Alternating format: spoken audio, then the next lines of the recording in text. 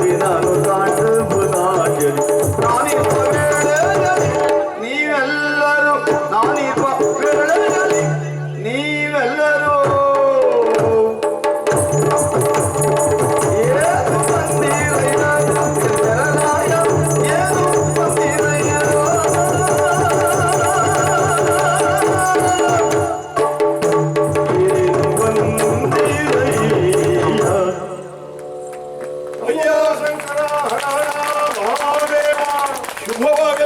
ಶುಭವಾಗಲಿ. ದೇವೇಂದ್ರ, ಓ ಪರಮೇಶ್ವರ, ಹರ ಹರ ಶಂಭೋ ಮಹಾದೇವ ಹರನಾಮ ಸ್ಮರಣೆ ಮಾಡುತ್ತಾ ಏಕೋ ದೃಢ ಭಕ್ತಿಯಿಂದ ಈ ಕಡೆ ಧಾವಿಸಿ ಬಂದೆಲ್ಲ ಬರುತ್ತಿರುವಂತಹ ನಿನ್ನನ್ನು ನೋಡಿದೆ. ನೀನು ಒಬ್ಬನೇ ಅಲ್ಲ ಬಂದವ. ಇಲ್ಲ ಸ್ವಾಮಿ, ನಿನ್ನ ಜೊತೆಗೆ ದೇವತೆಗಳೆಲ್ಲರೂ ಇದ್ದಾರೆ. ತ್ರಿದೋಷ ಸಂದೇಹವೇ ಇದೆ. ಹೌದು, ಹೀಗೆ 33 ಕೋಟಿ ದೇವತೆಗಳನ್ನೊಳಗೊಂಡು ಕೈಲಾಸಗಿರಿಯತ್ತ ನೀನು ಬಂದೆ. ದೇವೇಂದ್ರ, ಬಂದಿರುವಂತಹ ಸಮಯ ಯಾವುದು? ನನ್ನನ್ನು ತಾಂಡವದಲ್ಲಿ ನನ್ನನ್ನು ತೊಡಗಿಸಿಕೊಂಡಿದ್ದೆ. ಮೈ ಮರೆತು ನಾನು ತಾಂಡವವಾಡುತ್ತಿರುವಂತಹ ಸಮಯದಲ್ಲಿ ನಿನ್ನ ಆಗಮನ ಆಯಿತು. ಶಿವನ ತಾಂಡವ ನಡೆಯುತ್ತದೆ ಎಂದು ತಿಳಿದಾಗ ಯಾರೊಬ್ಬರು ಆ ಪ್ರದೇಶಕ್ಕೆ ಬರುವ ಧೈರ್ಯವನ್ನು ತೋರುವುದಿಲ್ಲ. ಹೌದು ಸ್ವಾಮಿ, ಹಾಗೊಮ್ಮೆ ಬರ್ತಾರೆ ಎಂದಾದ್ರೆ ಏನೋ ಶಿವನನ್ನು ಕಾಣಲೇಬೇಕಾದ ಅನಿವಾರ್ಯತೆ ಇದೆ. ಈ ಸಮಯವನ್ನು ಬಿಟ್ಟು ಆಗುವುದಿಲ್ಲ ಎನ್ನುವಂತ ಆತುರ ಇದ್ದವರು ಬರ್ತಾರೆ. ಭಯಗೊಂಡರು ಭಯದ ಜೊತೆಗೆ ಭಕ್ತಿಯನ್ನು ಸೇರಿಸಿ ಮುಂದೆ ಬರುತ್ತಾರೆ. ಹೀಗೆ ಇವತ್ತು ನೀನು ಬಂದೆಯಲ್ಲ, ಬಂದ ಕಾರಣ ಹಲವು ರೀತಿಯ ಪ್ರಶ್ನೆಗಳು ನನ್ನಲ್ಲಿ ಹುಟ್ಟಿಕೊಳ್ತಾ ಇವೆ. ಹೌದು ಸ್ವಾಮಿ, ಏನಾಗಿರಬಹುದು ದೇವೇಂದ್ರನಿಗೆ? ತಾಂಡವವಾಡ್ತಾ ಇರುವಾಗ ಬಂದನಲ್ಲ, ಅಂತಹ ಅನಿವಾರ್ಯತೆ ಏನಿದೆ?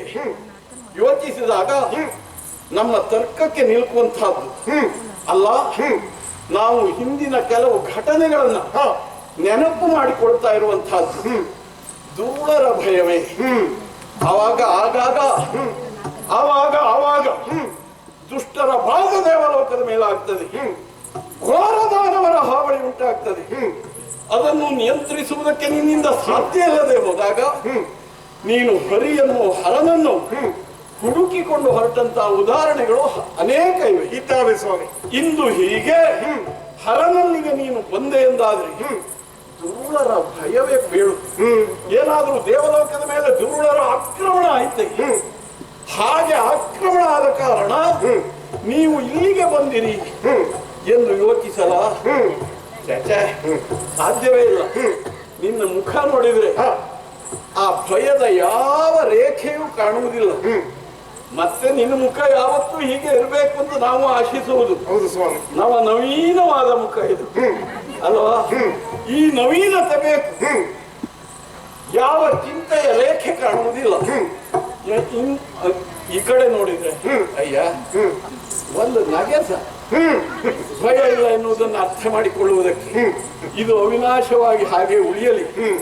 ಹೀಗೆ ಎಲ್ಲವರ ಮುಖದಲ್ಲಿಯೂ ಆನಂದ ಇದೆ, ಮನಸ್ಸಿನಲ್ಲಿ ಭಕ್ತಿ ಇದೆ, ಏನು ಹೇಳುವ ಆತುರ ಇದೆ.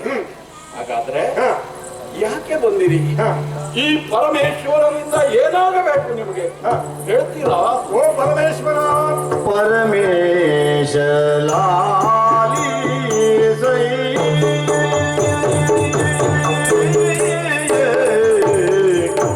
ಪರಮೇಶ ಲಾಲಿ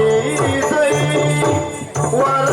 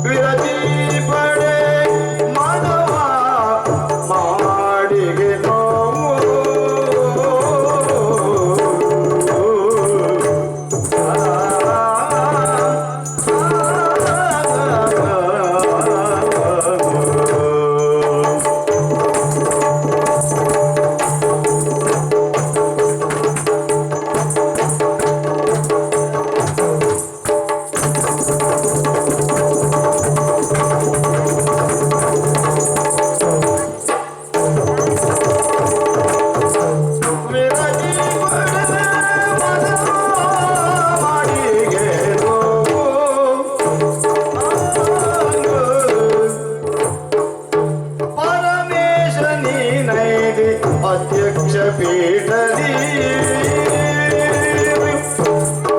ಪರಮಾತ್ಮ ನೀನೈದಿ ಅಧ್ಯಕ್ಷ ಪೀಠದಲ್ಲಿ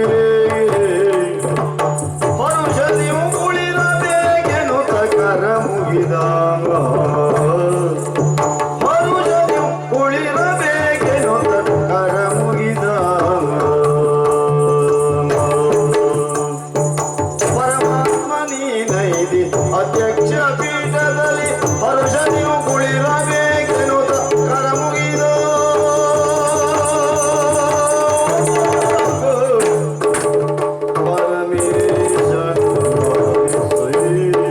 ಪರಮೇಶ್ವರ ದೇವೇಂದ್ರ ಹಿಂದೆ ಹಲವು ಬಾರಿ ನಾವಿಲ್ಲಿ ಬಂದದ್ದುಂಟು.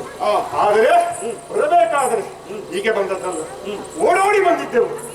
ಶಂಕರ ರಕ್ಷಿಸು ರಕ್ಷಿಸು ಎಂದು ಭಯದಿಂದ ಕೂಗುತ್ತಾ ಬಂದಿದ್ದೆವು. ಆದರೆ ಇಂದು ನೀನು ಹೇಳಿದ ಹಾಗೆ ಭಕ್ತಿಯಿಂದ ಬಂದಿದ್ದೇವೆ. ಬರುವಾಗ ದೇವರೇ ಒಂದು ಆಸೆ ಇತ್ತು ನನ್ನಲ್ಲಿ. ಏನದು? ನಿನ್ನ ತಾಂಡವವನ್ನು ನೋಡಬೇಕು ಅಂತ ಒಂದು ಆಸೆ ಇತ್ತು ಸ್ವಾಮಿ.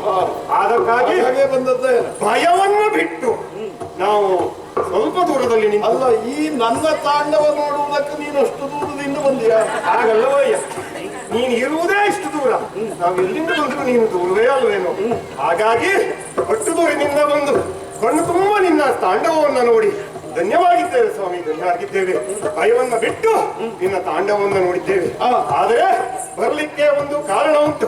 ಏನದು? ನಿನ್ನ ಅನುಗ್ರಹದಿಂದ ದೇವಲೋಕದಲ್ಲಿಯೇ ಆಗಲಿ ಭೂಲೋಕದಲ್ಲಿಯೇ ಆಗಲಿ ಯಾವ ಲೋಕದಲ್ಲಿಯೂ ದುರುಳರ ಬಾಧೆ ಎನ್ನುವುದು ಒಂದಿನಿತೂ ಇಲ್ಲ. ಆದರೆ ನಮ್ಮ ಜನಕ್ಕೆ ಸುಖ ಹೆಚ್ಚಾಯಿತು ಅಂತಾದ್ರೆ, ಭಯ ಇಲ್ಲ ಅಂತಾದ್ರೆ ದೇವರ ಮೇಲಿನ ಭಕ್ತಿ ಕಡಿಮೆ ಆಗ್ತದೆ. ಅದರಿಂದ ಧರ್ಮಗ್ಲಾನಿ ಎನ್ನುವುದು ಆಗ್ತದೆ. ಆ ಧರ್ಮಗ್ಲಾನಿ ಆಗಬಾರದು ಎನ್ನುವ ಕಾರಣಕ್ಕಾಗಿ ನಾವು ದೇವತೆಗಳು ಸೇರಿ ಮರೀಚಿ ಬ್ರಹ್ಮನ ಅಧ್ವರ್ಯತನದಲ್ಲಿ ಜ್ಞಾನ ಸತ್ರವನ್ನ ಆಯೋಜಿಸಿದ್ದೇವೆ. ತ್ರಿವೇಣಿ ಸಂಗಮದಲ್ಲಿ ಆಗ್ತಕ್ಕಂತ ಈ ಜ್ಞಾನ ಸತ್ರದಲ್ಲಿ ಹಲವು ಜನ ವಿದ್ವಜ್ಜನರು ಸೇರಿ ಧರ್ಮಗ್ಲಾನಿಯನ್ನ ತಡೆಯುವುದಕ್ಕೆ ಏನು ಮಾಡಬೇಕು ಎನ್ನುವುದನ್ನ ನಾವು ಆಲೋಚಿಸಬೇಕು. ಆ ಮೂಲಕ ಧರ್ಮಗ್ಲಾನಿಯನ್ನ ತಡೆಯಬೇಕು ಸ್ವಾಮಿ. ಆದರೆ ಈ ಒಂದು ಪ್ರಮುಖವಾದಂತಹ ಸಭೆಗೆ ಅಧ್ಯಕ್ಷರು ಯಾರಿರಬೇಕು ಎನ್ನುವುದನ್ನು ಯೋಚಿಸಿದಾಗ ಸಭೆಯನ್ನ ನಿಯಂತ್ರಣದಲ್ಲಿ ಇಡುವಂತಹ ಆ ಸಾಮರ್ಥ್ಯ ನಿನಗಲ್ಲದೆ ಇನ್ಯಾರಿಗಿರಬಹುದು ಸ್ವಾಮಿ. ಆದ್ದರಿಂದ ಈ ಒಂದು ಸಭೆಯ ಅಧ್ಯಕ್ಷ ಪೀಠವನ್ನ ನೀನು ವಹಿಸಿಕೊಂಡು ಈ ಜ್ಞಾನ ಸತ್ರವನ್ನ ನಡೆಸಿಕೊಡಬೇಕು ಅಂತ ಕೇಳ್ಕೊಳ್ತಾ ಇದ್ದೇವೆ. ಅಂದರೆ ಅಧ್ಯಕ್ಷನಾಗಿ ಶಿವ ಅಲ್ಲಿಗೆ ಬರಬೇಕು, ತ್ರಿವೇಣಿ ಸಂಗಮಕ್ಕೆ ಬರಬೇಕು. ನಿಮ್ಮ ಪ್ರಾರ್ಥನೆ. ಎಂದು ಮಾಡಿದ